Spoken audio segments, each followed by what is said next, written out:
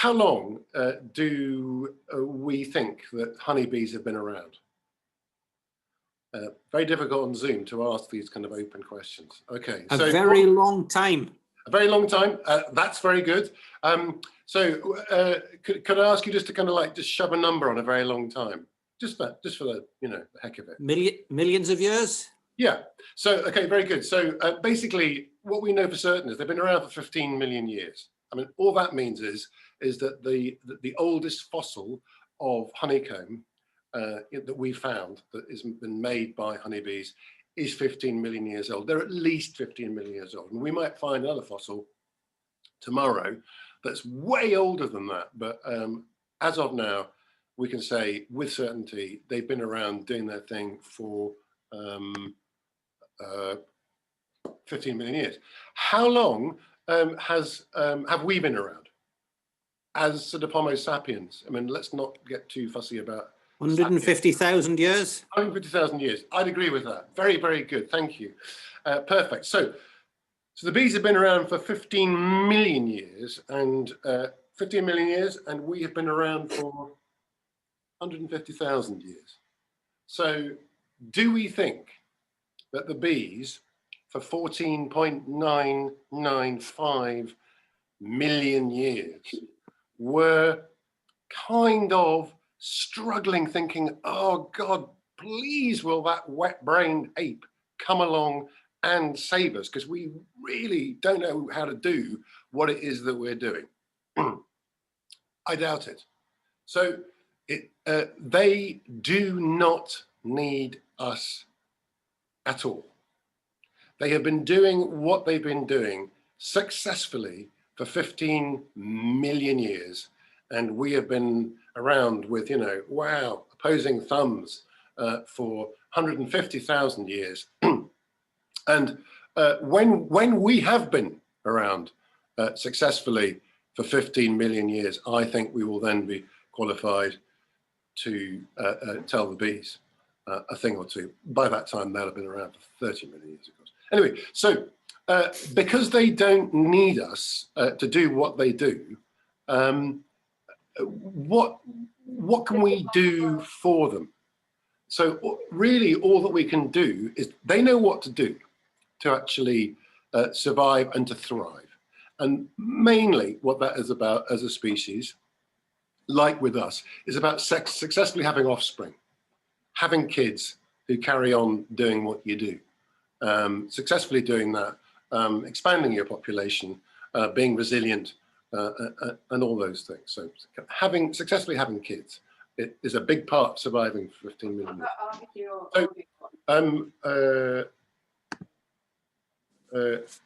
Sorry, I'm just gonna. Yeah. So we need. I've written this book. I'll start doing some screen sharing. I've written this book, and it's called The Idle Beekeeper, and that's it. And it's called The Low Effort Natural Ways to Raise Bees. And what it's about really is, as I've said on the blurb, is I don't see myself as a beekeeper because the bees are expert at what they do. I see myself more as a hive keeper. So I keep some hives, and I see myself as a hive keeper a bit like an innkeeper or a hotel manager, in the sense that I'm offering accommodation. If I offer the accommodation to my guests that my guests actually want, then they'll come. They'll come, they'll stay, and they'll thrive. If I offer my accommodation, a guest accommodation they don't want, let's suppose I'm trying to attract people, and I've just bought a cattery, and I think I'm going to get human beings to come and stay in my cattery. I'm not going to be successful. It's the wrong kind of accommodation. Great for cats, bad for humans. It's a bad business model. They're not going to come, they're not going to pay, they're not going to stay, the humans. The cats might, but that's not what I'm interested in.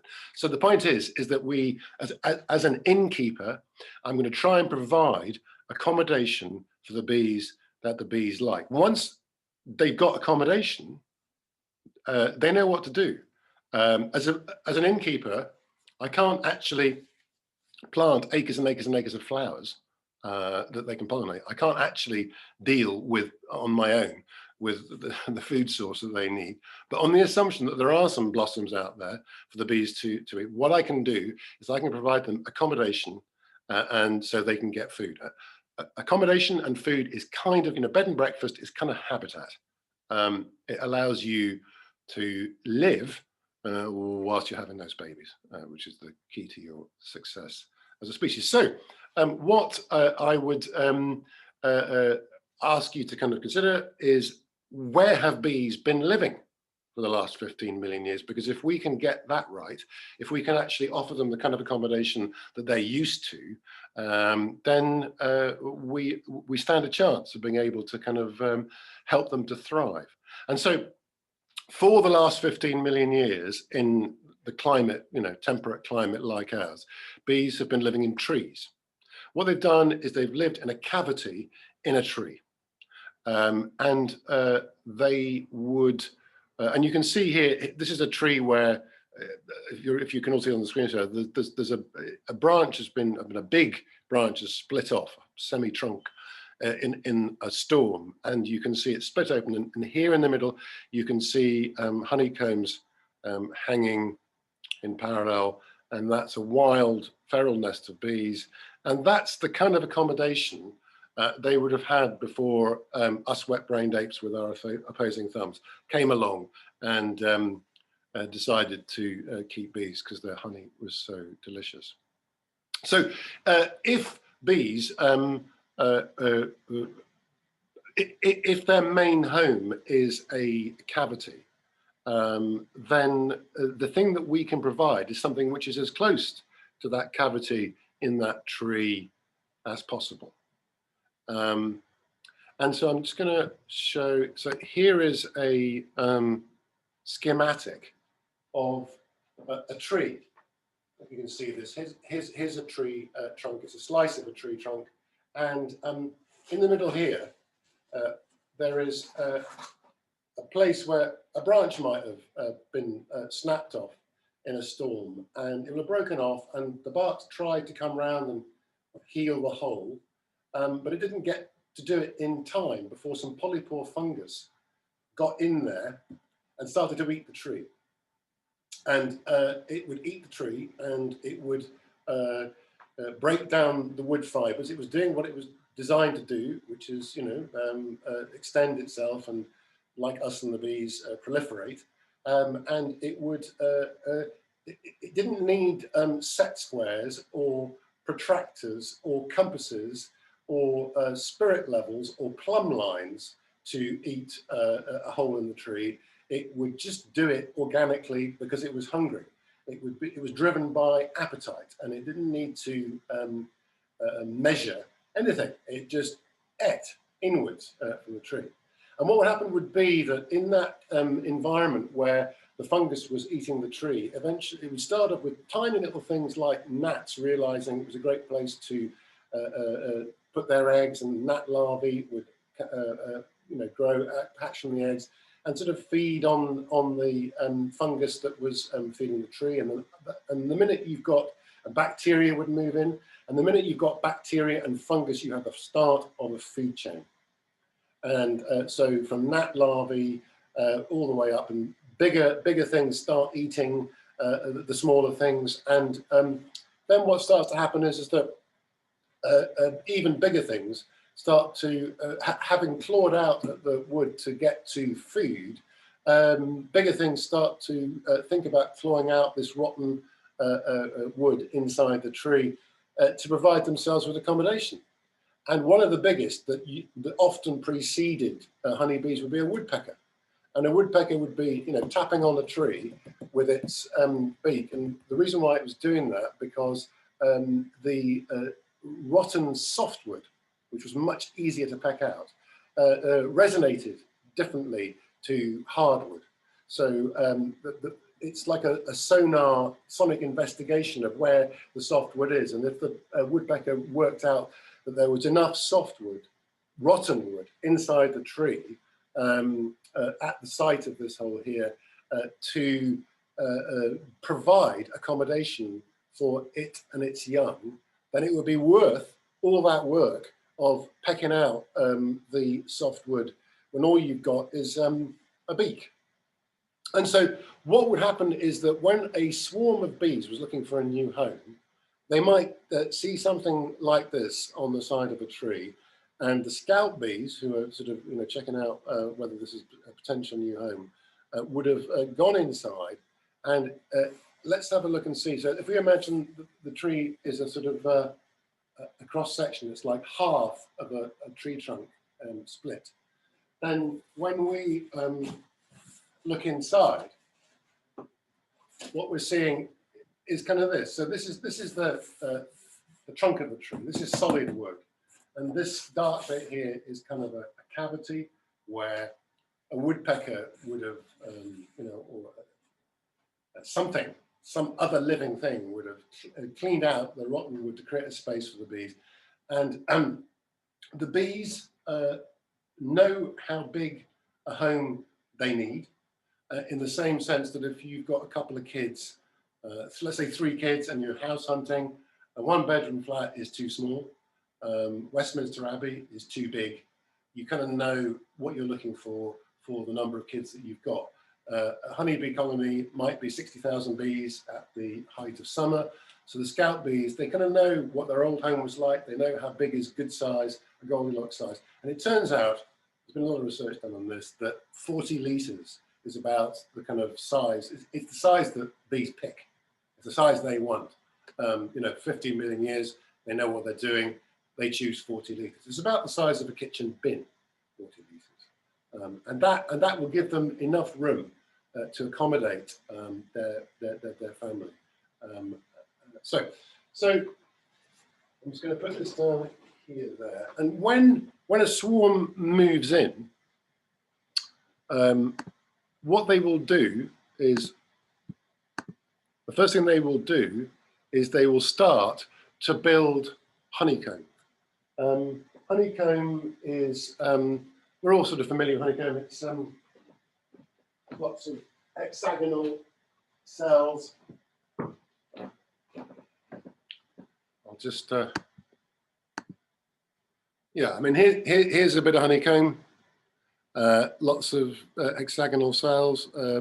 And they're going to build this. And the reason why they're going to build this as soon as they move in is because each baby bee is laid as an egg by the queen, the one bee in the colony of 60,000, who lays eggs. She does all the laying, and each egg gets its own individual cell for its development. So each of these hexagonal cells will hold one egg for the development of the bee. So when a swarm moves in and into an empty hole, and there is none of this yet built, the queen is desperate to start laying eggs so that their population can build up, so that over the summer they can gather enough food, so they can store enough honey to survive the winter and be here again next year, and potentially divide and have another swarm and make increase that way.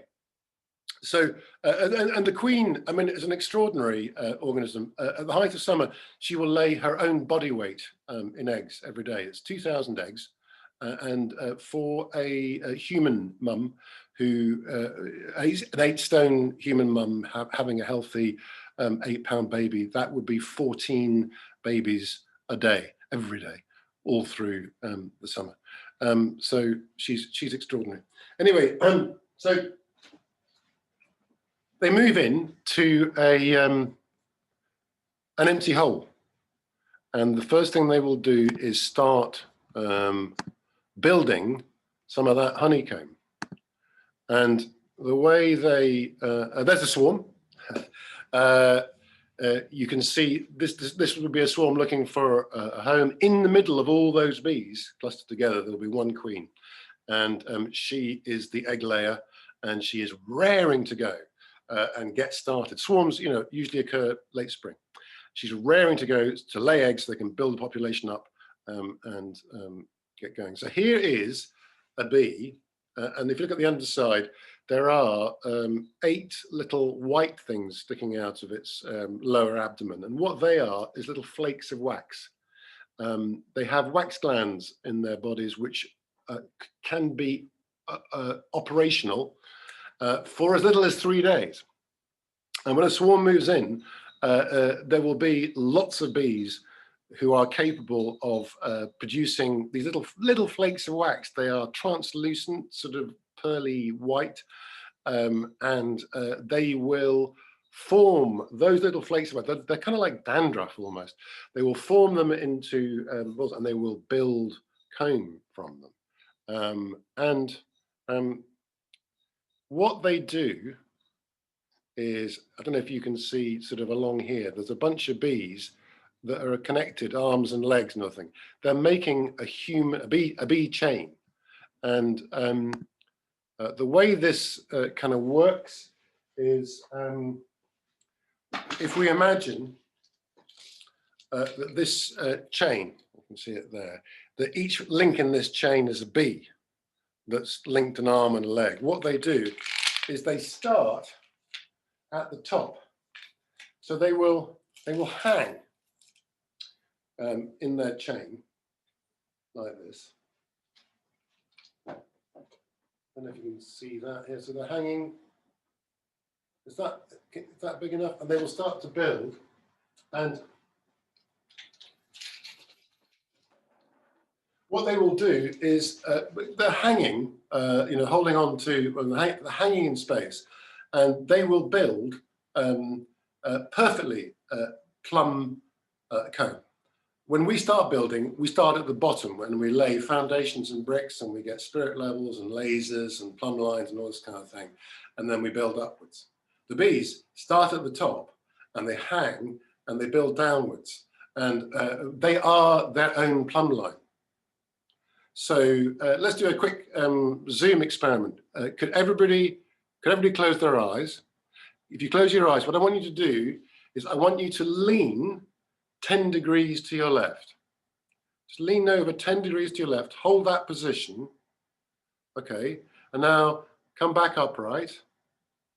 And now what I want you to do is I want you to lean 14.371 degrees to your right. Okay, 14.371 degrees to your right. And now come back to upright. Okay, which position do you feel confident that you got accurately?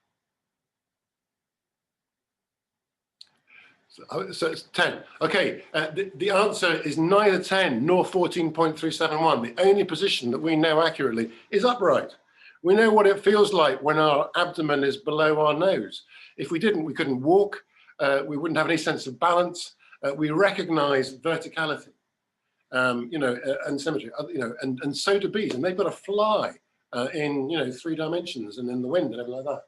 So what happens is that so long as the bees build directly above their heads, they're hanging in a chain, and all they have to do is build comb directly above them, which they can feel, then the comb is kind of, will always be plump.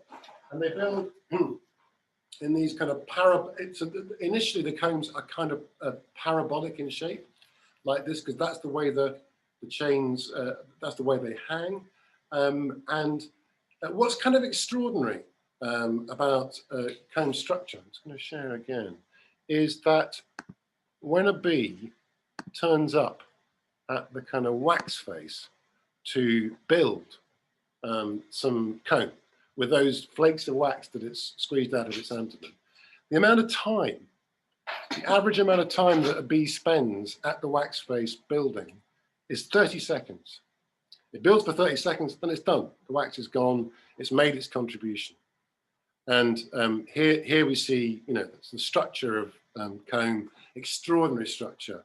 It's the maximum amount of storage space for the minimum amount of material with the greatest strength. And weirdly, although we've known that for centuries, we've only actually cracked the maths of it in the last couple of decades. Someone's actually proved it, but it is, and you can the comb's got its 2 sides, and they kind of are offset for maximum strength. And you can sort of see a kind of drawn thing there, which kind of shows you. So it's an incredibly complicated structure. I mean, elegantly, mechanically, engineeringly simple, but I mean, incredibly complicated to get right. The bee spends 30 seconds at the wax face and then moves on. But what this means is that every bee with a brain the size of less than a grain of salt, because it can turn up at any stage in the construction and knows how to move that construction on by 30 seconds worth of work, it means that in its head, it understands the entire structure of the honeycomb. It could build an entire honeycomb. It has the information and the skill and the expertise to do that. It may not get to do it because it's a hugely collaborative affair, and it may only get to build tiny little bits here and there over the 3 days, and it may be unlucky and get to build the same bit every single time, or it may get to build a whole variety of things. It may never get to build an edge or a middle or whatever. But there are no plans, there are no architects, there are no overseers, there are no organizers. The bees just know how to do it and they get on with it. So here is, I mean, it's kind of, one can oversimplify, single chains hanging, and this is much more like what it's like inside a busy beehive. Right down at the bottom of the picture here, you can see some little curves of hanging bees. And then if you look at most of the bits of honeycomb there, they're kind of curved usually. And this is showing you, this is construction in progress. Okay, where are we? Oh, yes. Okay, so what would happen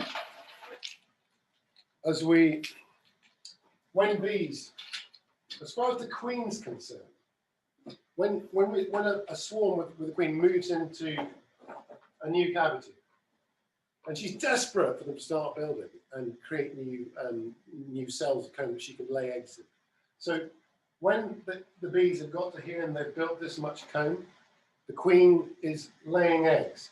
But because she's laying eggs as soon as new cells are built, as I don't know if you can see this, but as the comb extends downwards, the queen tends to be down at the bottom where the new comb is being constructed. And the eggs that she had previously laid are developing in the comb higher up. So she will carry on building right down to the bottom. And there's not just like one bit of honeycomb here. There are lots. They'll fill the cavity, and they will allow just enough room between parallel bits of comb so that they can work. Two bees working back to back can actually do what they need to do. So so here's a bit of honeycomb, a bit of real honeycomb, and if we place it sort of in there, what would be happening in this real bit of honeycomb is that, let's suppose that the queen's down at the bottom here laying new eggs, and up here bees are hatching. And so what tends to happen in a tree in nature is that as bees are, adult bees are hatching out of these cells up at the top, they become empty. And babies are being let in nurseries down at the bottom. Up in the attic, there are empty cells, which is like storage space. So what the bees do is that they store honey, which is distilled nectar. They collect nectar from plants, which is kind of sugary but very watery. And so what they do, a bit like whiskey, is they take a lot of the water out of it and hang on to the good stuff, which is the sugar in the case of honey, alcohol in case of whiskey. And it's about also reducing the amount of space they need to store it in. So they try and make it as dense as possible, this watery nectar, they turn it into honey. They evaporate the water out of it to the point where there is so much sugar in the honey, that the concentration of sugar is so high that bacteria and fungi cannot survive in it. If you're making jam and you add sugar to fruit and you boil it away and you haven't either added enough sugar or boiled enough water on it, when you put it into the jars, what happens? It starts to fizz, it'll ferment. Yeast will go, hey, we can survive in here, it's great, it's sugar, it's exactly what we're after. But if you get the sugar level high enough, then they go, oh, it's too much, it's toxic, we can't survive in here. And it's about keeping it. So what the bees are doing is they are taking nectar from the plants, they are turning it into a high concentration food that will keep.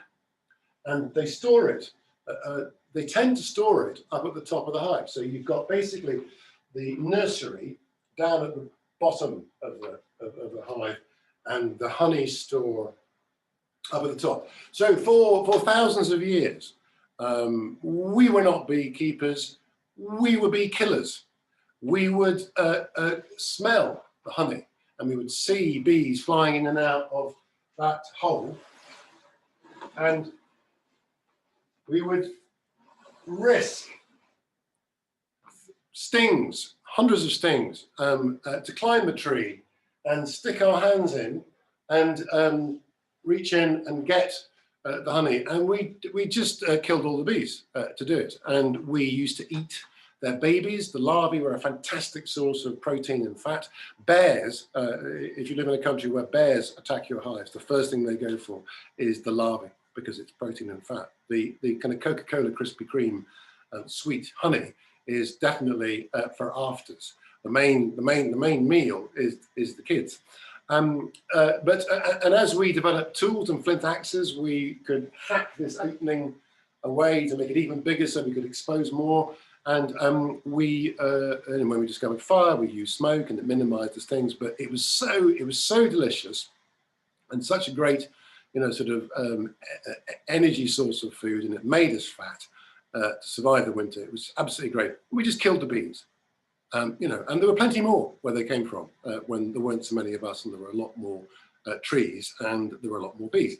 So if you imagine inside the tree that you've got this lovely ecosystem with the babies down the bottom and the honey at the top, and some wet-brained ape sort of hand coming up in here to try and pull them all out and eat them.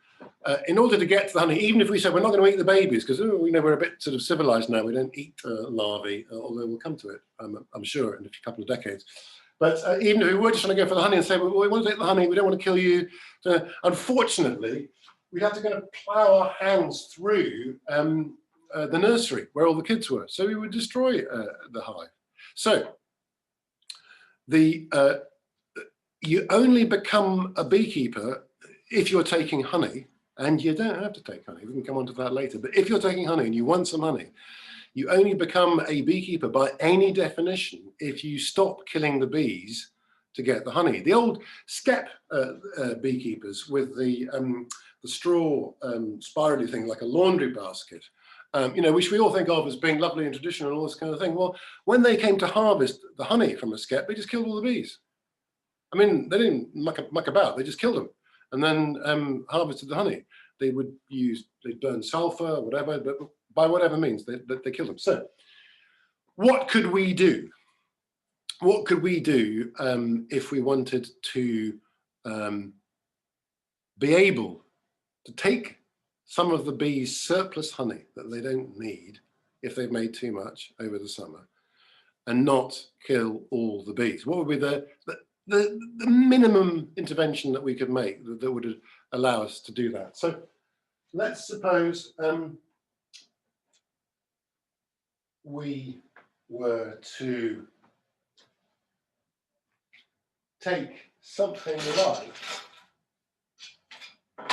a stick.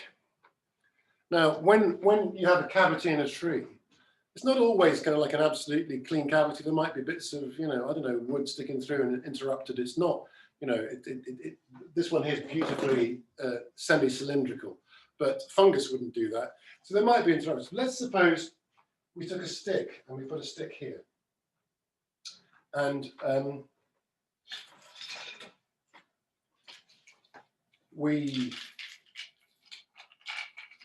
the bees came in. Whoops. So then, Pete Tong. The bees came in and they started building. And let's imagine you're a bee that's got this far. So imagine you're a bee on the chain there, and you're working away, and you're kind of building, and you start to feel something on your back, and you think, oh, have we come to the bottom of the cavity? It felt much bigger than that. And you feel around it, and it's a stick, and you think, well, it's not the bottom, it's just, there's lots of space below it. It's just an interruption. So what I'll do is I'll carry on building beneath it. So I'll just attach comb to that stick. and I'll carry on building underneath. Is that visible? So we were building here, and then what we did was we just bypassed that little stick and then carried on building below. So we build there and we build there. So what we would end up with is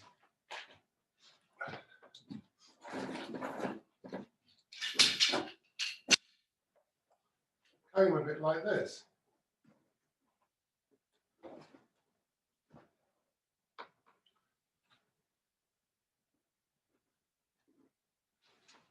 Does that kind of make sense? Is that sort of visible? So they filled up this comb here, and they've built down there. And from the bee's point of view, it's not quite continuous comb, but it's not bad. I mean, you can see right about my eye level, there's the stick. And it's interrupted the building of the comb a little bit, but not, not excessively. And in terms of the structure of the comb, it's still lovely and plumb and vertical. And it looks almost like the uninterrupted comb that we would see in an actual hive. So it's not a massive, high-tech intervention putting a stick in there. But what does it allow us to do? What does it allow us to do? So now we've got a situation where south of the stick, under the stick, is the nursery with all the bees and the queen, the developing bees. And above, broadly speaking, above is the honey store. So if instead of reaching in like some Neanderthal and disturbing the hive, if there's a stick there and all the babies are down there, how much damage do I do if I do that?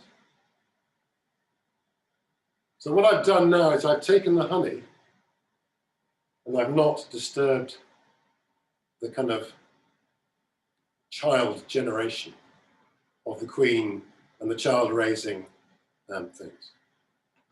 So could we do that not in a tree? The chances of me being able to put a stick inside a cavity in a tree, which has got a very tiny thing, is zip. So what we do is we make a hive, and the hive system that my idle beekeeping is based on is developed by a French clergyman. It's called the Warre hive, and W-A-R-R-E acute. And he was a guy who believed that everybody, he called it the people's hive. He was a French Republican, and he thought that everyone should be able to keep bees in the same way that everyone should be able to brew beer. Why not? It can't be that difficult. And all that you're emulating is a hole in a tree. How difficult is that? So basically, his hive system is built on some really high-tech things. So this is the most of it. It is what it looks like. It's a box.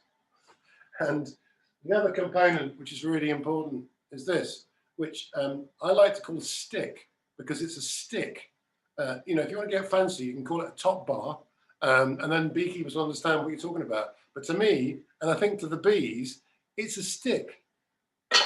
And so what we do is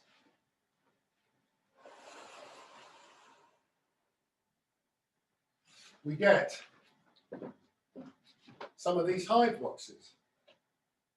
So there's one with one of the walls removed. And here's another one. And so if we had got a swarm of bees to move into these two boxes, 40 litres, the size that they want, we could be in a position schematically where we've got one box on top of another box. We've got the comb on the sticks. It's almost continuous, almost uninterrupted. vertical, and we can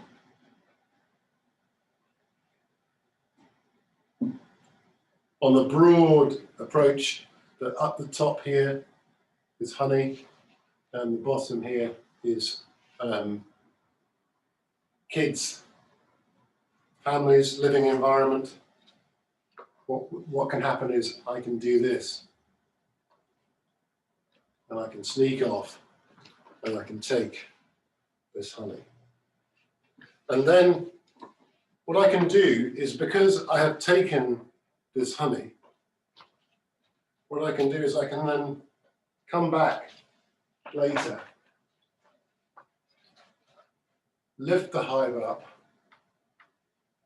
and shove an empty box underneath with some sticks. And the bees, who assumed this was the bottom of the hive, will then have an experience very much like hamsters running in a wheel, where they keep wanting to build down, but on this hive system, they never quite reach the bottom because you keep extending the space for them. Now, this is just the standard warrior hive. But the really big thing that the idle beekeeping offers, as opposed to conventional beekeeping, apart from this system, is something which addresses the fact that when scout bees come and look at tree cavities to decide, or any kind of cavity really, to decide where they're going to live, they measure them up, they check that they're ideal. What we know is they like the 40 litres, they like it with an entrance size which is Goldilocks, not too big so that they can't defend it, not too small so that they can't get in and out when it's really busy. That we know what the kind of size is. It's a bit like the side of a deck of playing cards. That's a good size. They like it to be south facing, and they like the hive entrance to be about 15 feet off the ground, up a tree. I think that's because if it's 15 feet up, then there are fewer ground-based predators coming in annoying them. If you get much higher than 15 feet, as you go higher, the risk of the tree being very thin and snapping off increases. So about 15 feet is right. So let's suppose we put these two boxes 15 feet off the ground, south facing, everything tickety-boo. No scout bee in their right mind would choose to live here as opposed to here. Even though in terms of the honeycomb, it looks very, very similar. It looks like we've created a lovely environment for them, the same environment they've had for the last 15 million years. You know, it's the results kind of identical. So why is it that no bee with an ounce of sense would move in here if they were given the option of moving in here? And it's not just that they're traditionalists and they like the smell of trees or whatever. So what I'm going to do is just going to share screen again. So let's go. Yeah, so this is a this is an exploded sort of diagram of the warrior hive. I mean, it's got a roof on the top and it's got an entrance on the bottom. But basically, it's these boxes with the, and you can see that's a kind of perspex version of the hive where you can start to see there are 8 parallel combs building, and these top 2 boxes are sort of full, and on the bottom box you can see that they're still in the process of construction.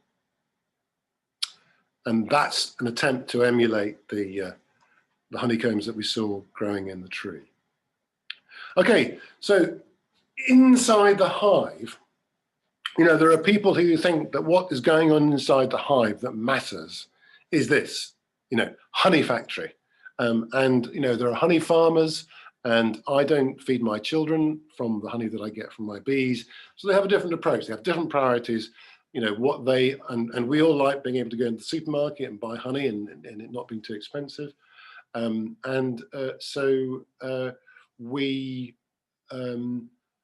not going to disrespect honey farmers, and their main priority is honey. Excuse me, I've just got to go to the door.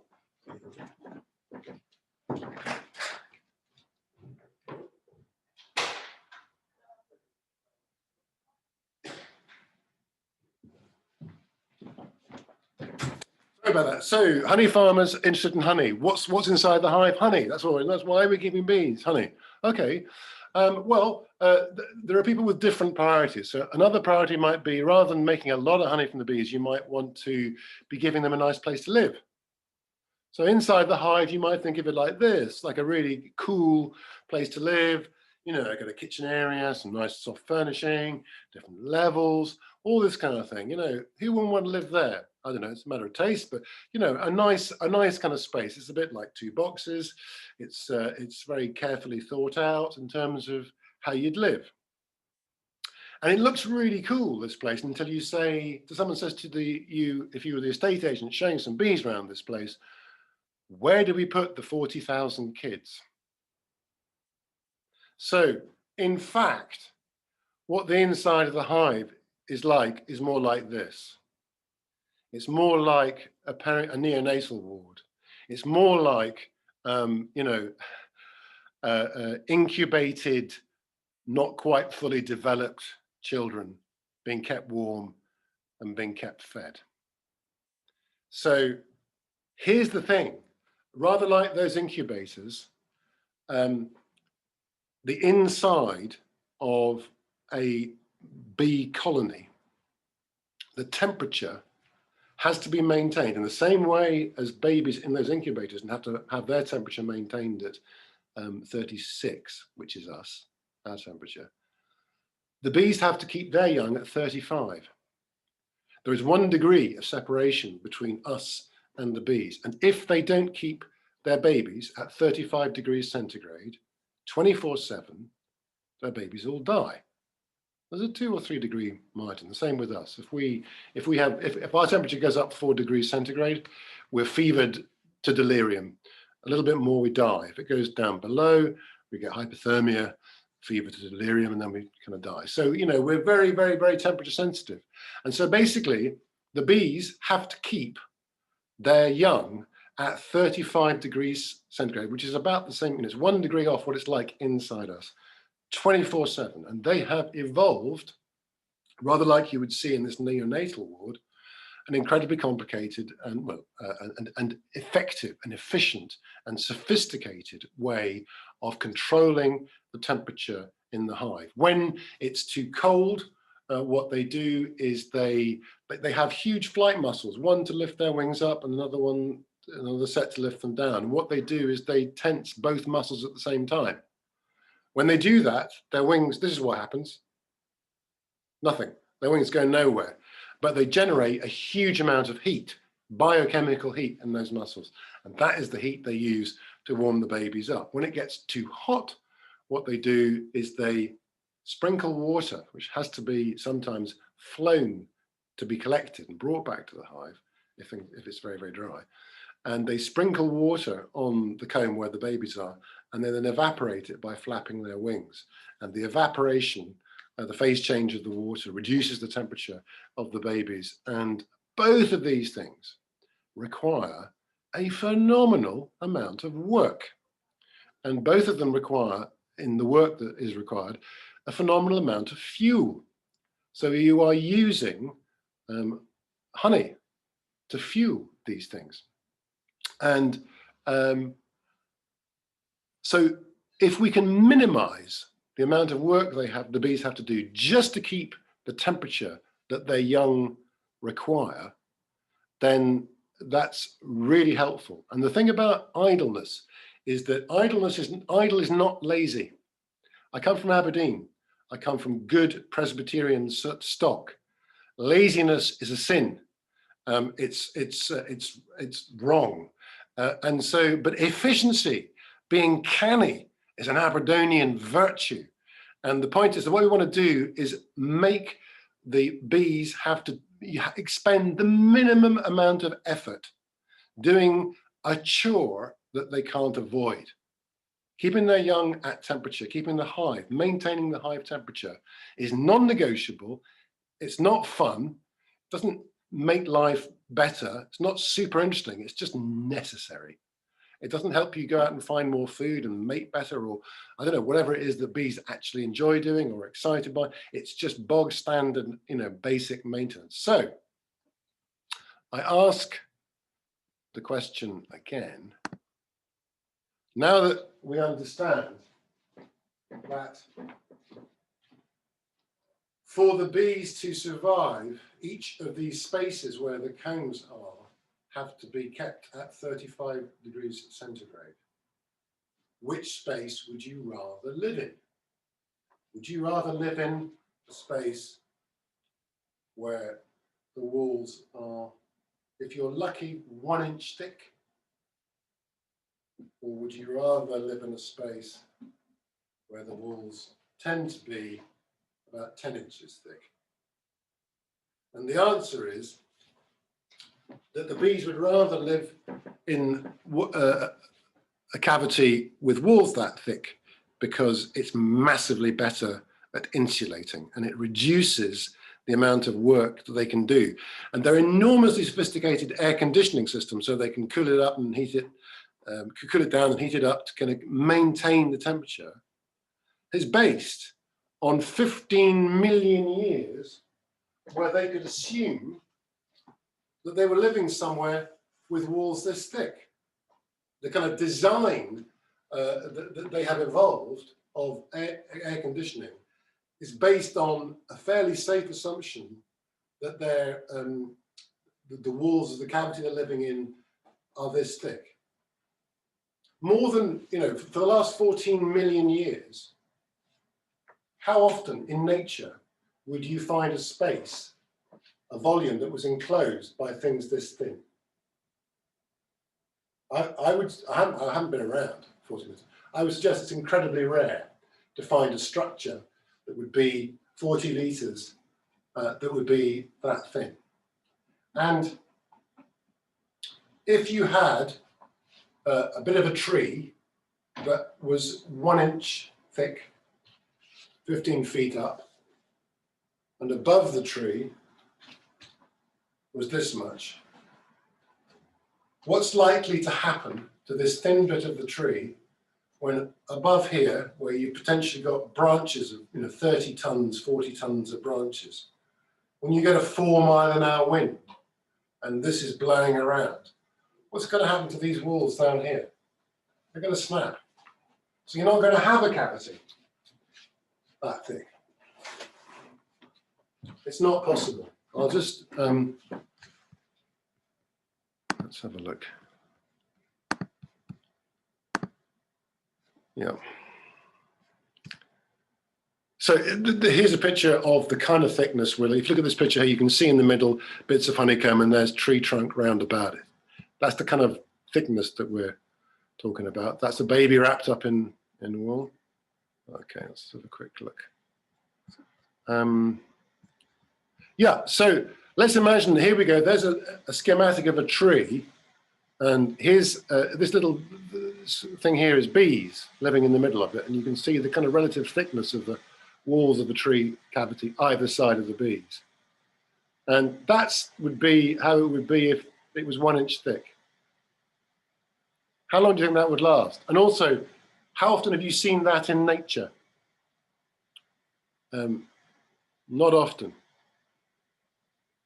Anyway, so what the problem with having giving bees 10 inches of wood is that if we gave them 10 inches of thickness rather than 1 inch, our hive boxes start to look like this. And they weigh, if you had a hive box with walls this thick, it would weigh as much as a sack of coal, empty. So, and full of honey, it would weigh even more. And it would break the beekeeper's back. And so we don't do this. So what we do instead on the idle thing is that we take an animal, an organism that's an absolute whippersnapper compared to the bee. It's only been around for 8 million years, half the age of the honeybee. And it grows this on its back. And if you take this thickness of wool from a sheep and you wrap a hive box in it, it offers the equivalent insulation to all that wood, but at very little weight. And so what we do is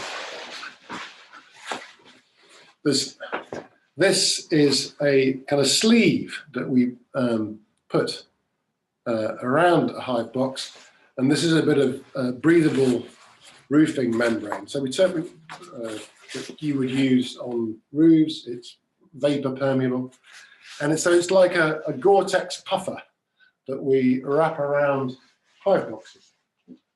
And so we take a hive box and we wrap this around, and now our hive boxes are as warm and cozy. We were providing the same level of insulation that the bees have been used to for 15 million years. We're not heating the hives up. We're not adding any energy in there. The bees are doing that. The bees are making it warm. If the bees left the hive, it would return to the same temperature as outside. But the bees are inside, and they're keeping that the hive at 35 degrees centigrade for their kids.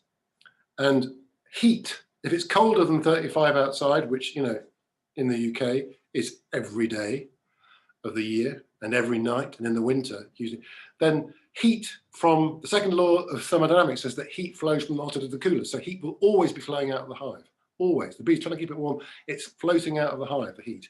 And there is nothing you can do to stop that. You cannot stop the second law of thermodynamics. Heat will always, if it's colder outside the hive than it is in, heat will always flow outside, always. You can't stop it, but you can slow it down. And if you slow it down, then you, like the same as we insulate our houses, then you can save the bees a huge amount of energy. So I did an experiment a couple of winters ago, whereby I actually took an insulated warrior hive, wrapped up in wool, and I placed it next to an uninsulated warrior hive, no wool, and inside each hive, there were no bees inside each hive, but inside each hive, I emulated the kind of winter cluster, which is a bit like a swarm where the bees huddle together to stay warm in the winter. And I did that with some chicken wire and a jumper round about it. And inside that, like a light bulb in a lampshade, I put a low wattage light and a thermocouple. And what I did was, the thermocouple was connected to a thermostat, and I maintained each of the clusters at bee temperature. So there's a cluster at bee temperature in an insulated hive and a cluster at bee temperature in an uninsulated hive. And then what I did, like some good Aberdonian landlord, was that each hive had its own electricity meter. And so I was able to tell how much energy each hive was using to keep its cluster at bee temperature throughout the winter. And so this is detailed in the book and in the appendix, but just for, you know, broad brushstrokes, you'd expect, in the same way as an uninsulated house that we lived in would use more energy over the winter to keep warm, you'd expect that you'd use more electricity. The uninsulated hive didn't use 10% more, didn't use 20% more, it used 50% more electricity. Now, if that was indicative of what's going on for the bees, then it's a phenomenal saving of energy. And so that is the and the saving of that energy. It's not like I would say, well, I've saved the bees 2,400,000 kilojoules. That means that I should be getting an extra 463 jars of honey. The bee, I might get some more honey, but the bees might decide to use that energy to have more kids, to build more comb, to swarm earlier, to maybe swarm twice in a year and reproduce the colony. But it would be up to them. They know best what to do with the energy. I don't know what they need right now. They know what they need right now. And if I can give them more energy to do that, then they will have greater choice and greater flexibility in terms of how they endure and keep going. So I think what I'd like to do is, I've been rabbiting on for about an hour. What I'd like to do is I'd like to now ask you all if you'd like to share a thought, ask a question, make a comment, to unmute and jump in. Anyone at all? Okay, well, so what I'm going to do is until, oh, here we go. There's a couple. I've got Dorothy and Richie and Marion Brown unmuted. Yeah, I was just going to say that was fascinating. Thank you so much. And actually, you did answer. I had some questions as I was talking, as you were talking. However, you answered them in the next breath. So I've learned so much. It was really, really interesting. And I'm going to buy your book now. That's very kind. Can I ask if you're not harvesting the honey? Yeah. Okay. So here. Okay. What happens to it? Well, yeah. I mean, well, okay. You know, if you stock up your larder for the winter, and you're expecting, you know, family to come and eat you out of house and home over Christmas, and they can't come, you know, the ferries aren't running, or whatever. Yes. And you have all that food. You know, what do you do with it? You know, by June, it'll all have been, you know, you'll be going, where was all that? Oh, we kind of ate it in bits, and you know, you can find it. What I would say is that in terms of harvesting honey, you know, you don't have to harvest the honey. And furthermore, you don't even have to plan to have any honey that you're going to harvest. You know, what you can do is you can decide that instead of calling your hive a hive, you could, if you're not interested in honey, you could just call it a bee box, you know, like a bird box. You know, people don't go, where's my eggs? Come on, you know, blue tits. I put a box out there for you. I'm hungry. It's breakfast. I made my toast.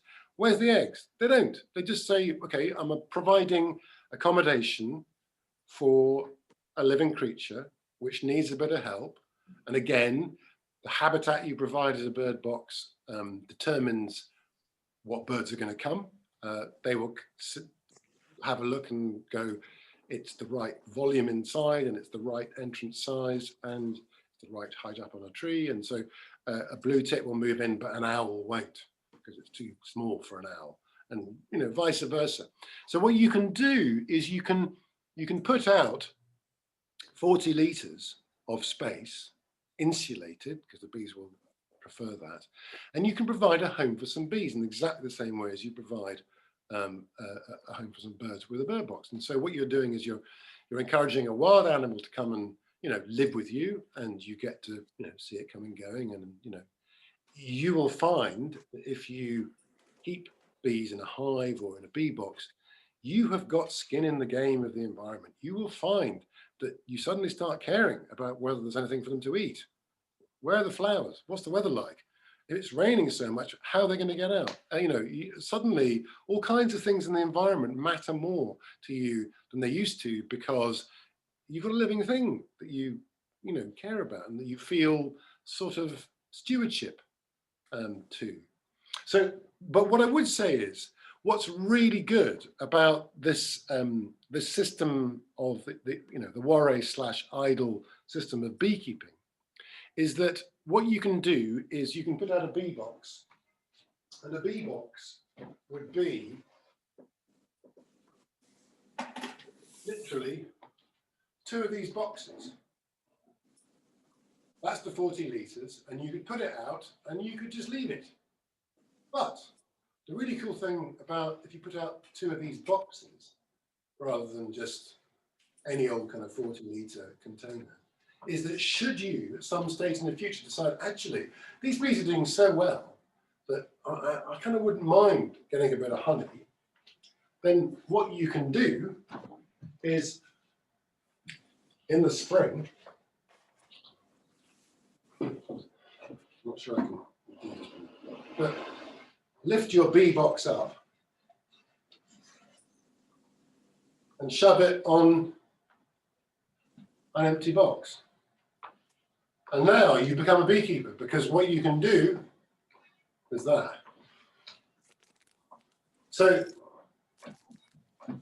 and also, should you wish to, if you were beekeeping, and should you wish actually saying, I'm fed up doing it, I'm not that interested in honey, I've got more honey than I need, I'm diabetic, I don't want sweet things, then what you can do is you could harvest your last box of honey and then just leave it as a 2 box, and that's, it's a bee box now. So you can go, the useful thing about this modular system of hive boxes is that you go in and out of Beekeeper bee box, should you wish, which is quite neat.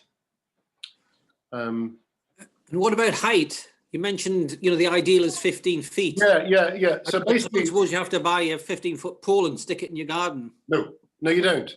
But what I would say, okay, so the ideal height that the bees are looking for when they choose a new place to move into is 15 feet.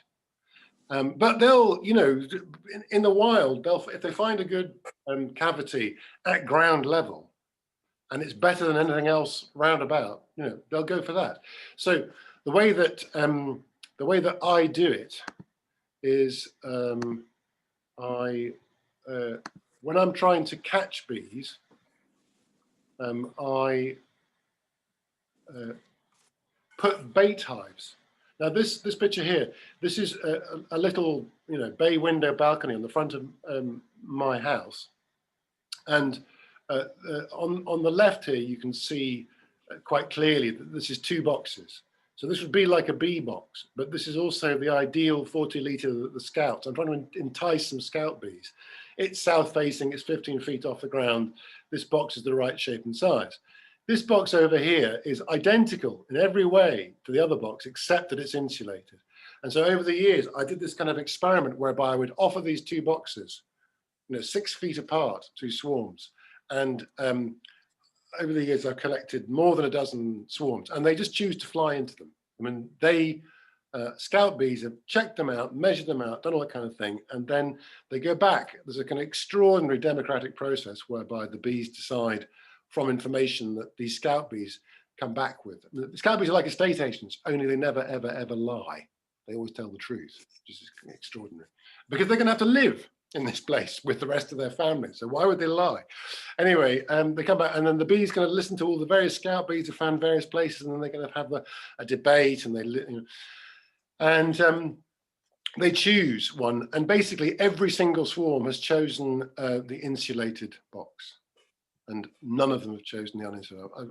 I've now stopped doing it because I just put out 2 insulated boxes. So that is 15 feet off the ground. But then what I do is that if a swarm moves in to this place 15 feet off the ground, that night I then move the hive boxes they've just moved into, that they selected, and I move them to somewhere more convenient for me. So if you were putting out, these things are called, a bait hives, because they're just a really desirable place for bees. But if you put out a bait hive to try and attract a swarm, you will have more luck if it's 15 feet off the ground. If you can stick it on your garage flat roof, or up a tree or whatever, you're more likely to get a swarm moving in. But then once they've moved in, particularly if you get them that night, you can move them to wherever you want. So where I move them to is, I don't know, hang on. I'm not sure, I've got a picture of my roof somewhere. Yes, there we go. So yeah, so there's, I've got 6 hives up on my roof, and that is, it's not 15 feet off the ground when you're up on the roof. So it's there so I can, stand next to it and all that kind of thing. So, you can have the hives at ground level and the bees will be fine. It's just that they would be marginally less likely to choose a place that had an entrance 6 inches off the ground. If there were two identical opportunities from the cavities, and the only difference was that one was 15 feet off the ground, the other one, the entrance was 6 inches off the ground, they'd probably go for the 15-foot one. But, maybe not, and maybe there are advantages. They're wild animals. Whatever anyone tells you, they're not domesticated, they're wild animals. That no one's invented a hive with a lock and key. They have to be able to fly freely to collect their food. So they do what they want to do. They'll build their comb the way they want to build it, and they'll surprise you. So, right, do you keep your insulation on year round? Yes, I do. And here's why.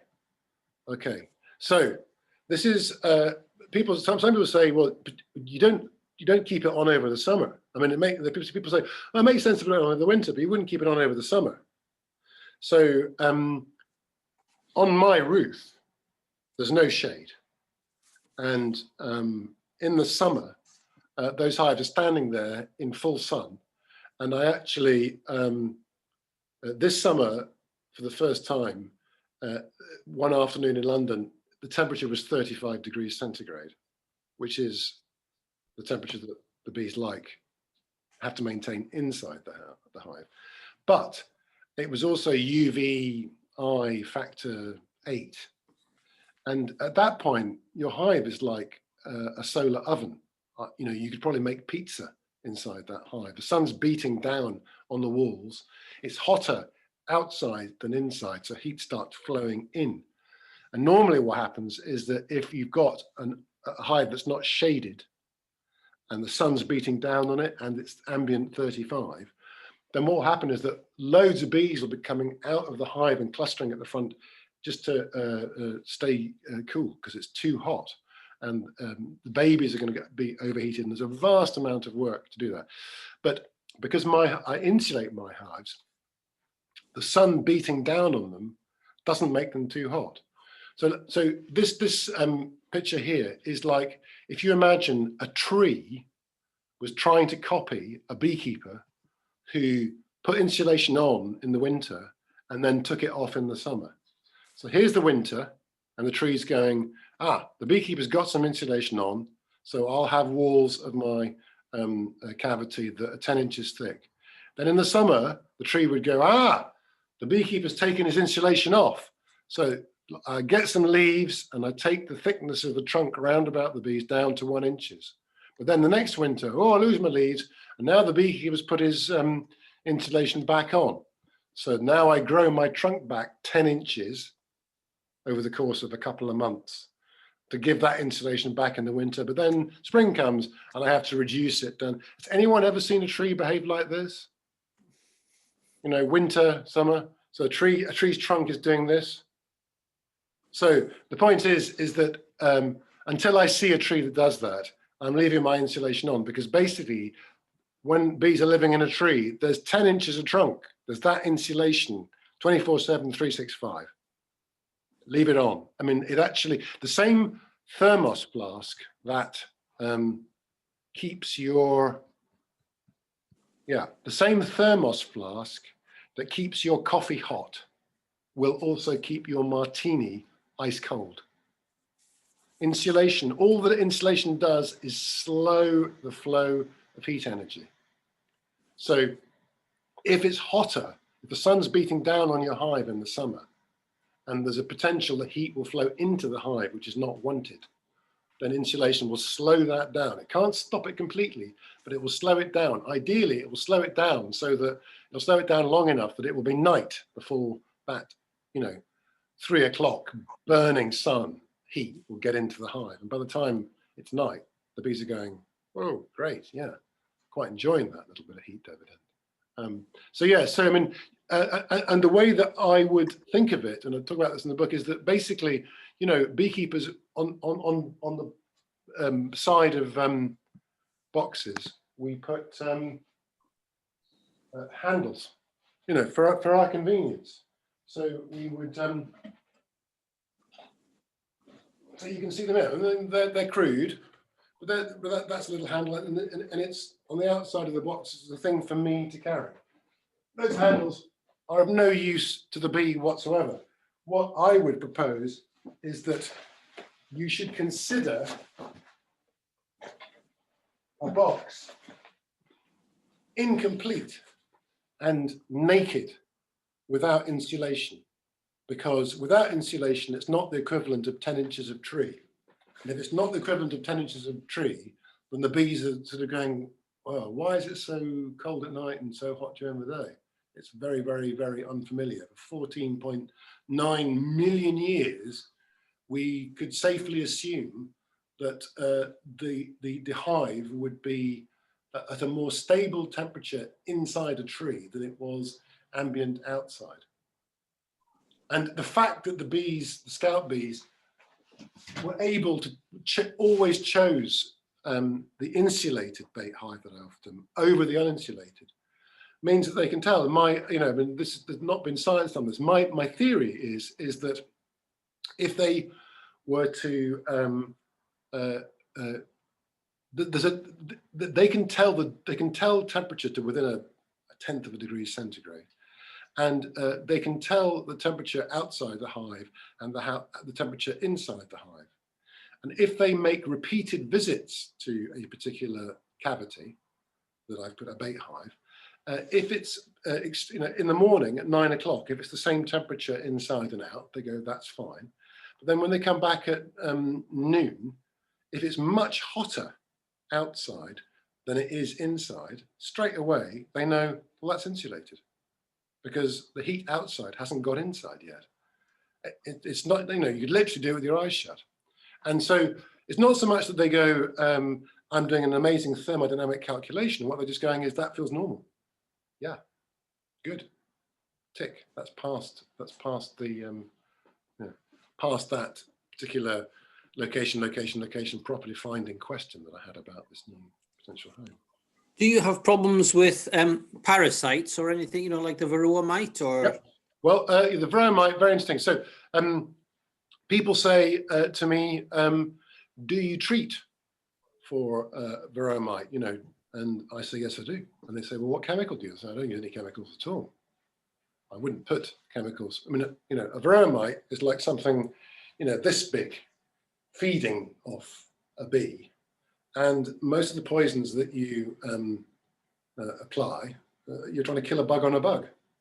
The same poison that will kill the varroa mite, is very, very harmful to the bee. So you're looking at a kind of, and the other thing is that, as soon as they bring out a new anti-varroa mite chemical, within about 6 months, the mites have developed resistance to it. They've worked it out. And it's a bit like antibiotic resistance. So you're kind of basically on, and so, we are the species that, by posting bees all around the world, spread varroa at a rate the bees could never have conceived. If varroa had spread, by drifting and swarming, it would have taken years and years and years for varroa to spread, and it's quite possible the bees would have, in that time, learnt hygienic behaviour and learnt how to deal with them. As it stands, because we've, basically varroa got hitched a ride from us to get all around the world. We're the ones that are, actually a big cause of the problem. I can't imagine that the bees haven't had to deal with worse in the last 15 million years than Varroas. So I think they'll be fine. But when people say to me, do I treat? I say, yes, that I do. And they say, what chemicals do you use? And I say, a flea comb. I use this. I use this. So here's the thing. We have known for some time that the Varroa mite thrives in our temperatures, and it thrives in the Mediterranean too. It thrives in hot places in the Mediterranean. So heat is not, ambient heat is not, the Varroa goes, yeah, fine, whatever, warm, cold, indifferent. But we've known for some time that Varroa really doesn't do well in the tropics, where it's hot, like in the Mediterranean. So what's the difference? And the difference is humidity. So the Varroa mite doesn't like high humidity, like it gets in the tropics. And the really interesting thing about Varroa mites and bees and humidity is that there is a level of humidity which is about 4.3 kilopascals. It's just a number, but this level of humidity. And above this level of humidity, if the humidity gets above that level, the Varroa mite really doesn't thrive at all. It finds it very, very hard to have kids. The interesting thing is that number, 4.3 kilopascals, is precisely the number that if you're a honeybee, you need to keep the humidity higher than that for the benefit of your young. So eggs and larvae need to be in a very moist, humid environment to thrive. And so it's literally, there's this kind of plimsoll line, if you like, where below which Varroa really don't do well, and above which, above which Varroa don't do well, and above which the bees thrive. So let me just see if I can. So if we look, okay, this way. Sorry about this. It's a bit of an organic presentation, as we say. Yeah, so look, here's a photo of, on the left, you can see larvae inside the cells, and on the right, you can see eggs. The eggs are little tiny things like grains of rice, and the larvae are bigger. But if you look at the larvae are in floating in kind of world, it's really, really, really, really moist. And you can start to see straight away whereby they were going to like it hot and moist. If you were to warm them up using a hairdryer, you'd dry them out, and that would not be good. So the bees need high humidity. And here's a really interesting experiment. So to tell you this, what they did was, when Varroa mites are in their fertile period, what happens is that a pregnant female mite waits until a bee is about to pupate inside a cell. So it's going from a larvae to a pupate. It spins a chrysalis, very like a butterfly. It just does it inside the cell, it's not hanging off a tree. So what the bees do is when that bee is about to pupate, they shove a load of food into the cell for it, a big pile of food for it to go through its pupation, and then they seal the cell over with some breathable wax and leave it to pupate, and it'll come out as an adult bee. The female mite waits until just before they seal that cell over, and then crawls in and hides behind the pile of food. And then she gets sealed in by the other bees with her food, which is the larvae, and then she'll lay eggs, and the little baby Varroa mites will feed off the larvae as it tries to pupate, conveniently sealed inside the cell and protected and all private. So what they did here was they had this experiment where they took female mites and they inserted them into cells immediately after capping. So immediately the bees had capped a cell, they would shove a pregnant female mite in there, and they wanted to see how humidity affected their fecundity, how many of them had kids. So basically what you have there is the blue columns in that bar chart are a low relative humidity. The relative humidity in the blue is 59 to 68, low humidity, and the red is high humidity. So the red is the kind of humidity that bees like. And if you look that basically when the humidity is low, 50% in this experiment of the female mites had kids. And when the humidity was high, it was 2 or 0 or 3%. Now, if I was Apivar, the makers of a anti-varroa chemical, and I could produce a graph like that for my product on my sales literature, I would clean up, and they can't. And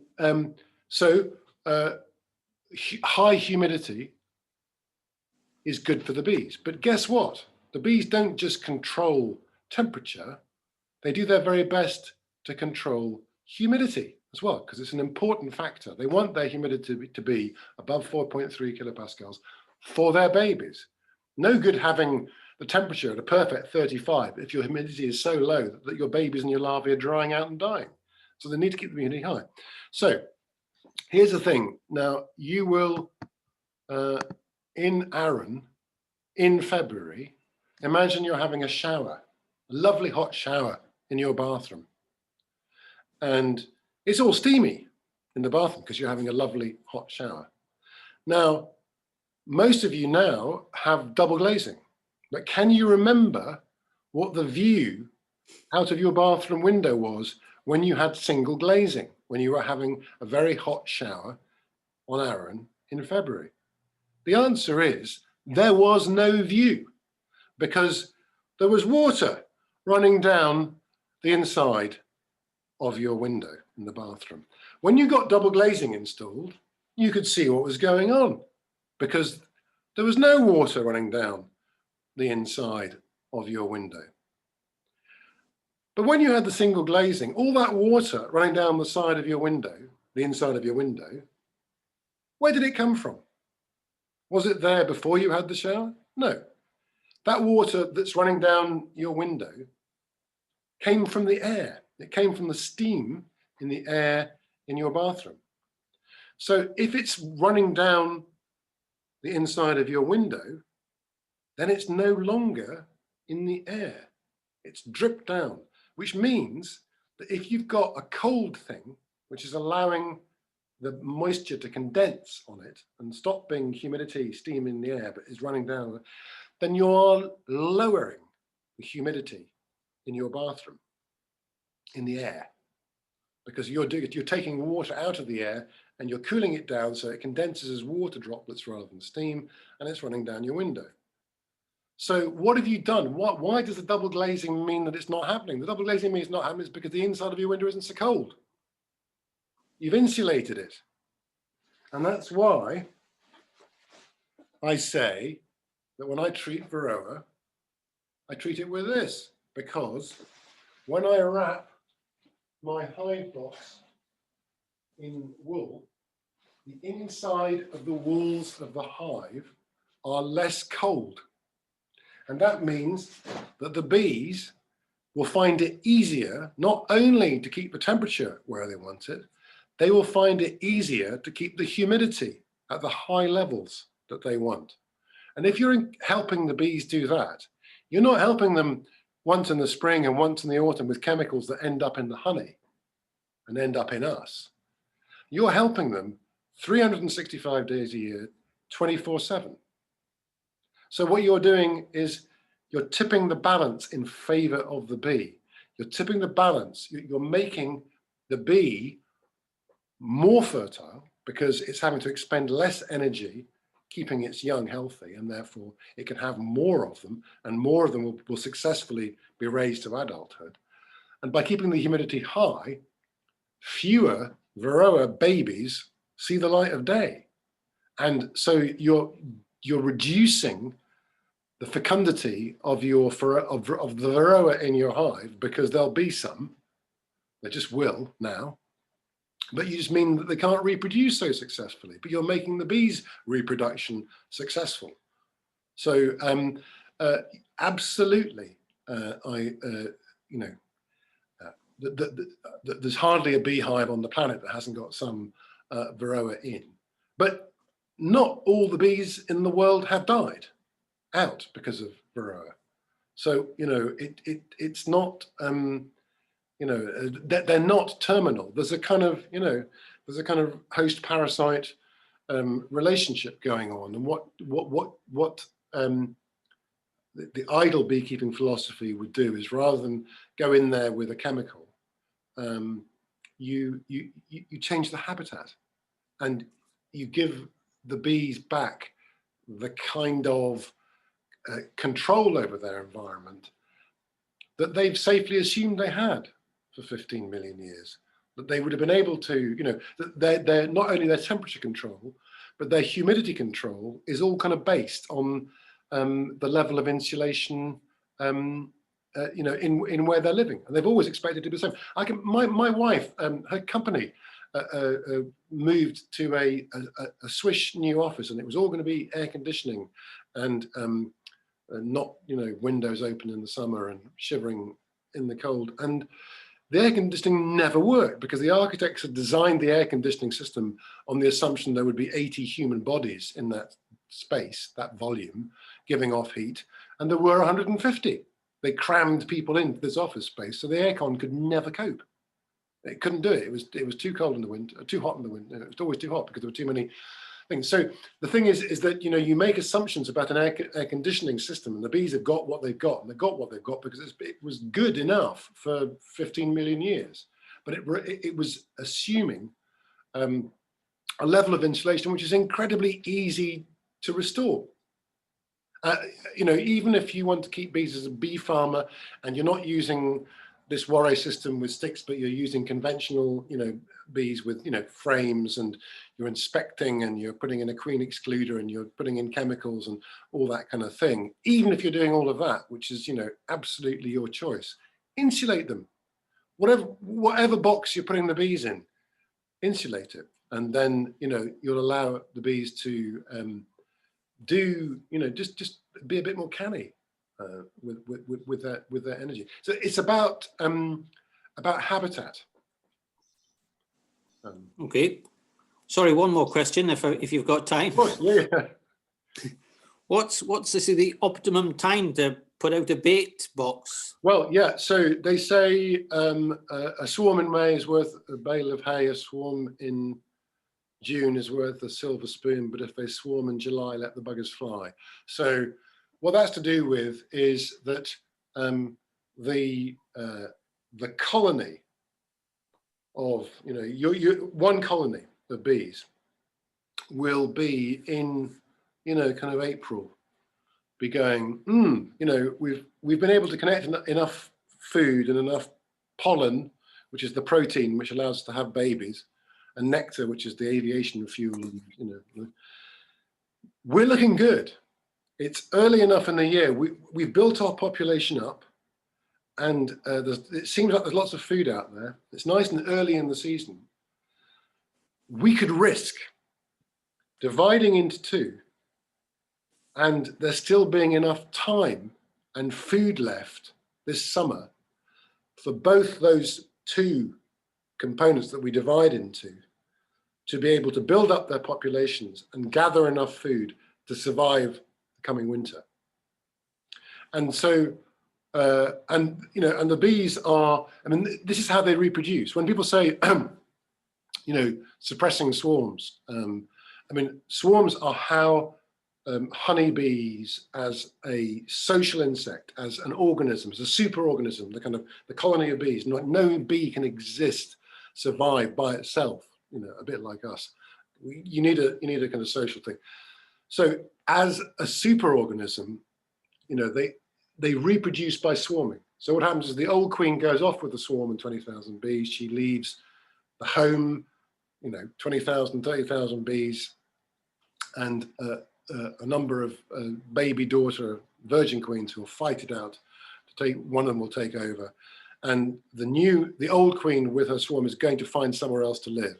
And provided she's successful and she finds somewhere else to live, and provided her daughter gets mated, and they're both these two colonies are able to build themselves up, they will then survive the winter. And in the next spring, there'll be two superorganisms. One becomes two. That's the thing. And their urge to reproduce is really strong. When conventional beekeepers try and suppress swarms, and what I say about that is, were you ever a teenager? And most of them will admit to that. And I say, when you were a teenager, did anyone ever try to stop you having sex? And they don't say anything. And I said, well, how successful were they? They say even less than. So basically, it's an irrepressible, the bees are just wanting to swarm because it's how they reproduce. It's what they do. It's, that it's such a strong drive that we all experience. The drive to reproduce is, pretty powerful.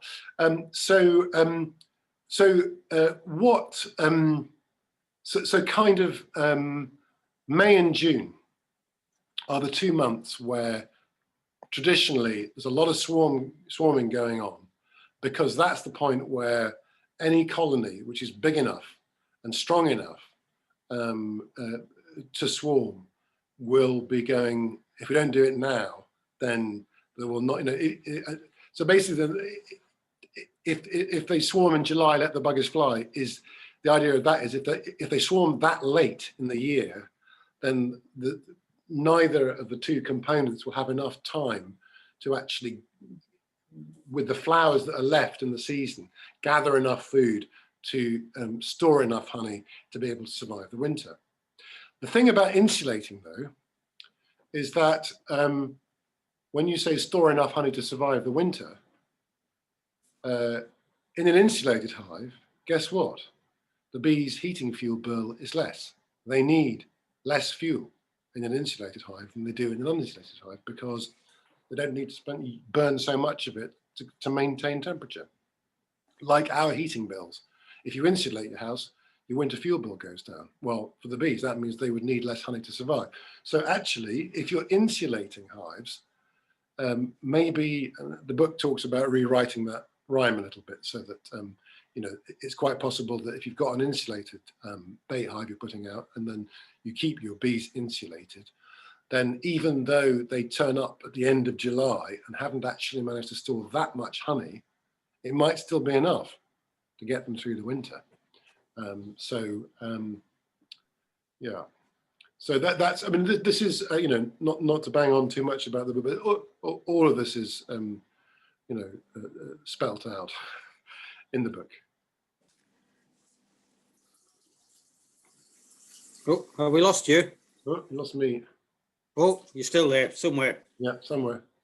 All right. Sorry, Jenny, I don't know if somebody else is trying to ask a question at the moment. I'm not sure. Sorry, my internet went down.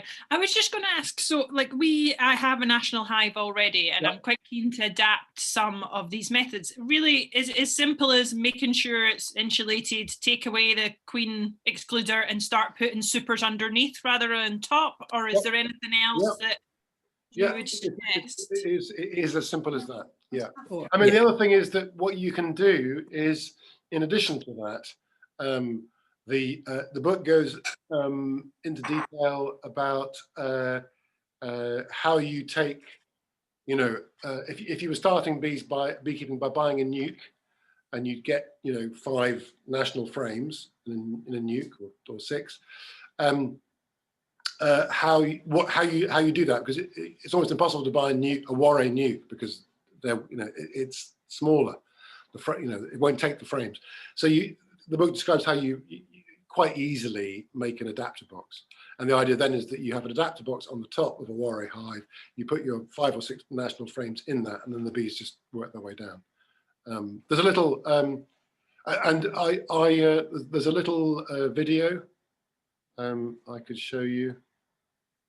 I mean, it's, I don't know, would you like to watch a video about how that happens? Yeah, go for it. Okay. If you've got time. Yeah, no, I'm good. I think that you guys are going to need some food or drink, or just a rest in my voice. But let's see if there are. Yeah. So I can just see that people are sort of, you know, some are starting to drop off. So just in case that does happen with a few others, I just want to say thank you so much for the talk that you've given so far and all the information. That's been really, really fantastic. Yeah, I'm not sure what everyone's sort of plans are for the afternoon, but some of us will definitely stay and carry on. Oh, no, hang on. So I've just harvested. That's the wrong video. This will be the right one. Yeah, so this is this video working? Are you seeing? Yes. Yeah. Cool. Yeah, seems to be. So yeah, so this is that's a worry box, and that's a national frame, and this shows just how it's the wrong size. It won't fit. You can't just slide it in. So on the right there's an adapter box. No, that's a nucleus box, and that would take 5 or 6 frames of. And where are we? There's some chat there. So yeah, so that's you can see the national frames going into the a nuke box there. It's a really cheap nuke box, and what you do is that you take the bottom out of it. So it's a nuke box with no bottom, and you then you can see there it's got no bottom. This I don't know how interesting this is for people who are non traditional nuclears, and you'll see here that I'm just going to put on. Yeah, so here's an adapter box. So I just actually added 4 bits of wood to the bottom of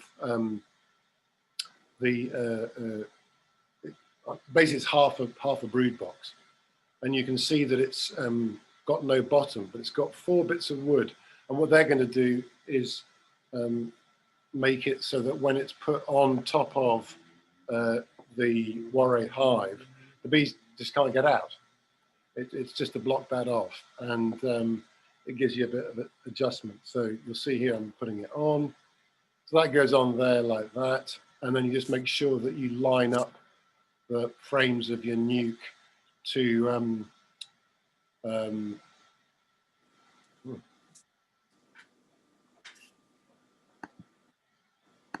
only partially. Anyway, so sorry about that. There seems to have.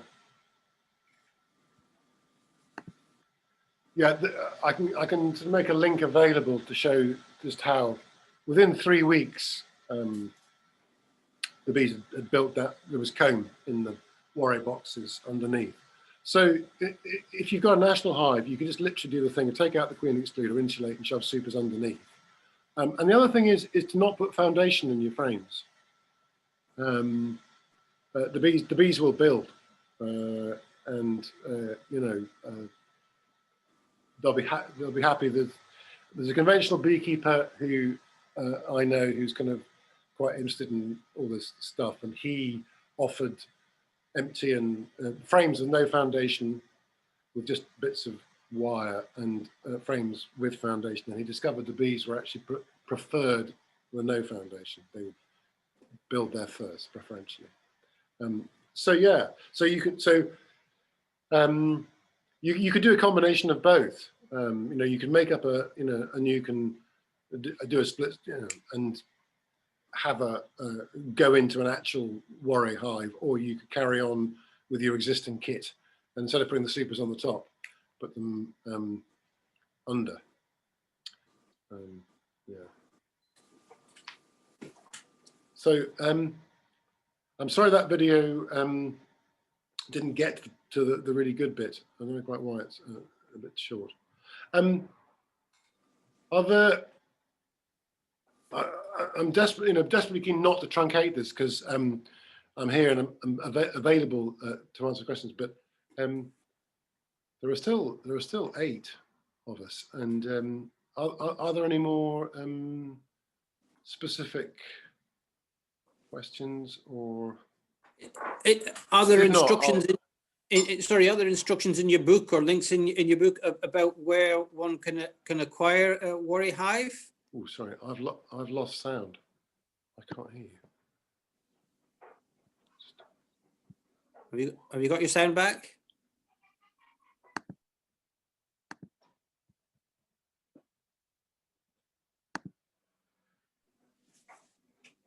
Can you hear me now? I'm so sorry, I can't hear you. Not quite sure why that is.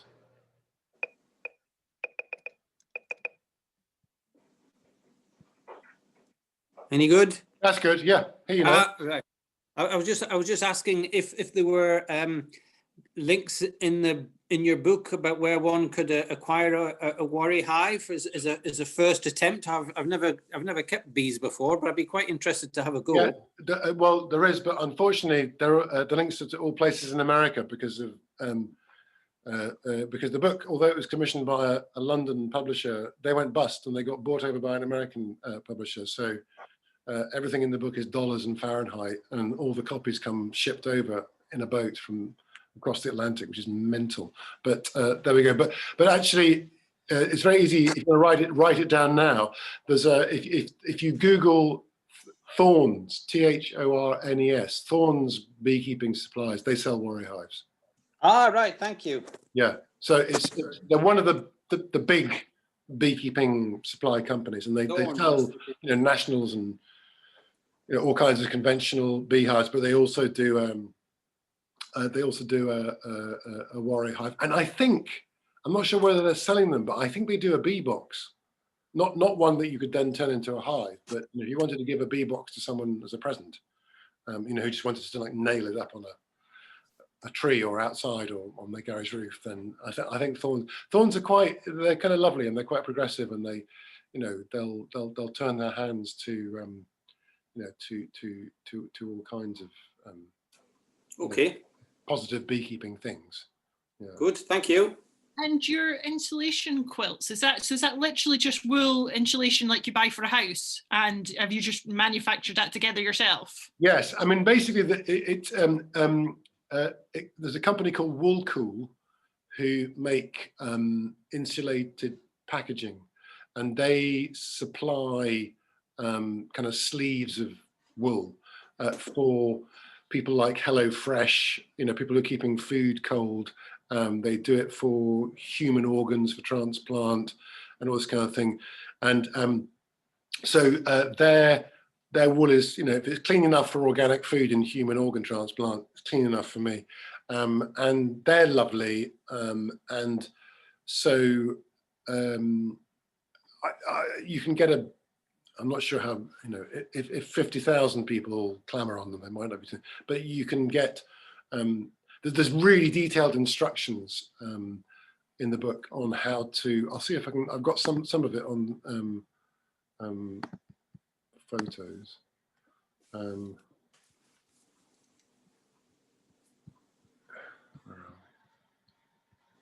Not sure how much I've got. Yeah, so it's I mean, I use a sewing machine to do it. So you can see there that's two thicknesses of wool in some non-woven, but just really, really cheap fabric. And then there's like bits of size, which like 2 drawstrings to make these kind of sleeves that go around. That's the woolen sort of sleeve that goes around each box. And that's how they would go around the boxes. That's a bait hive. And then I've sewn onto the top seam this breather, because it needs to be kept dry, it needs to be weatherproofed, and it's a bit, the breathable roofing membrane is a bit longer than, a bit deeper than the thing, so it overhangs like a roof tile. But there's OCD levels of detail in the book, color pictures about how to do it, how to maintain it, and the idea is that each box has its own insulation, sort of package, so that as you remove a box or add a box in, you don't have to. I mean, in theory, you could have a big kind of, I don't know, overcoat that would be 3 or 4 boxes high, but because the hive changes height and you're removing boxes and things like that, this is a kind of modular system where each box comes with its with its own insulation. And I think it adds potentially 30 seconds or a minute to any hive manipulation that you do, because what you do is you just literally flip up the overhang of the, you know, like just fold it up, and then you can take a box off the way that you would, or on it. It's once it's in place and you ain't ever taking it off. It's very unintrusive in terms of any manipulation that you need to do. The other big thing about the idle beekeeping is that you know, a big claim that I would make is that you only need to attend to your hive on 2 occasions per year. So if you're new to beekeeping, you think, I don't, yeah, it all sounds great, but I don't want to commit a load of time. You're talking a minimum of 2 occasions per year. That's not 2 days per year. That's just 2 diary dates. So basically, in the autumn, round about, you know, for me, round about now, I visit the hive and take a box off the top. And then in the spring, about March, I go along and I put a box underneath. The rest of the time, I'm a bit like a fisherman. I just sit on my roof and I watch the bees come and go. And that's quite zen. And also what you very quickly discover is that I've got sort of 6 colonies on the roof. They're like 6 kids. They have different characteristics, different levels of vigor. Their vigor changes. And the great thing about, you know, observing them, which is no work but pure pleasure, is that you kind of get to see really pretty quickly if one of them's a bit off, in the same way as you would with a friend or a child. You go, oh, but wonder what's happening there. You know, it's possible to go in and make interventions, but I tend to not. I can't help feeling that I am an absolute idiot when it comes to how I would help them inside the hive compared to what they know how to do. Yeah, so the actual sort of time commitment that you need to do is extremely low. And this notion of inspections every 2 weeks to find out where the queen is, or have you got disease, or, you know, do you need to kill queen cells or whatever. I don't do that at all. What I make sure is that during the swarming season, I make sure that I've put out absolutely des res bait hives. So I just catch all my swarms. I've lost 1 swarm in 8 years, and all the others have just chosen the bait hives. So they know why they've moved in. There was one occasion when they've never formed clusters. They've always just flown straight in. The scouts have already decided. There was one occasion when they didn't even bother flying. They literally just walked down the front of my house from the hive, whichever hive it was on the roof. And the front of the house went black with bees just walking down, and they just crawled in. It was like they couldn't even be asked to fly. Yeah. Good. Okay. Well, you've all been lovely. I'm gonna wrap it up now, because I don't want you to feel you have to squeeze questions out.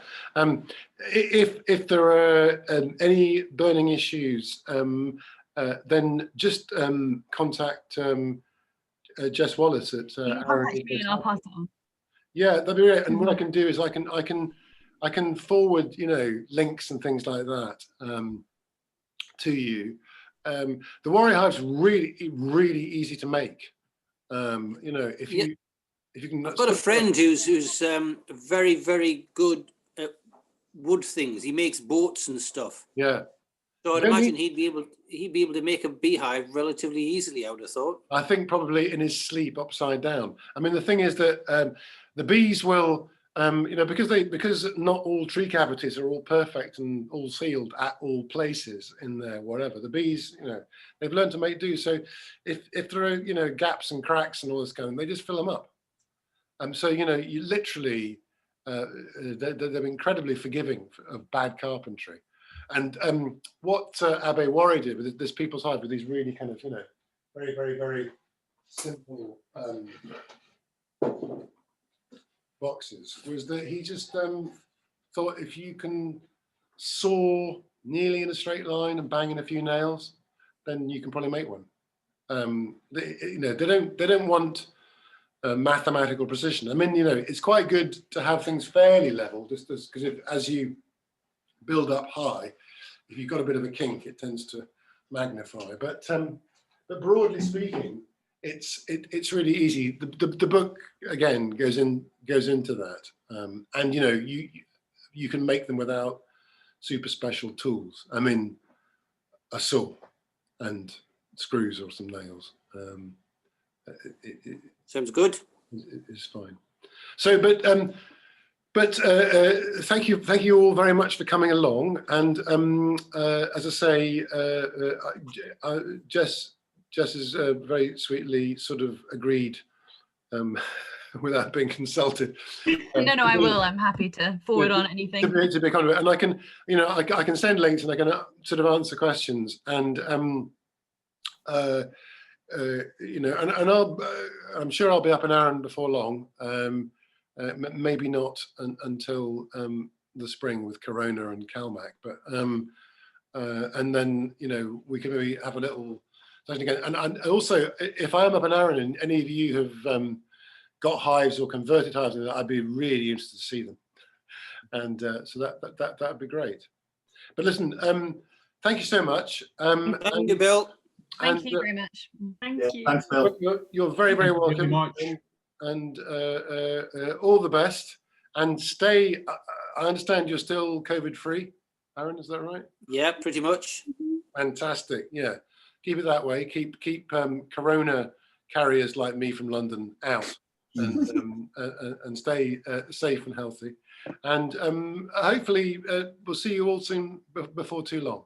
We just Thanks, need to Bill. get rid of the Varroa now. The Varroa. We just need to get rid of the Varroa now. Yes, absolutely. You know, yes, that's going to take a while. I think Varroa and Corona are kind of, you know, anyway. But we just need to kind of be able to kind of live with them in a way that's, you know, that's not cramping our style. All right. Listen, lovely to see you all. Thanks, Bill. Okay. Bye. Bye.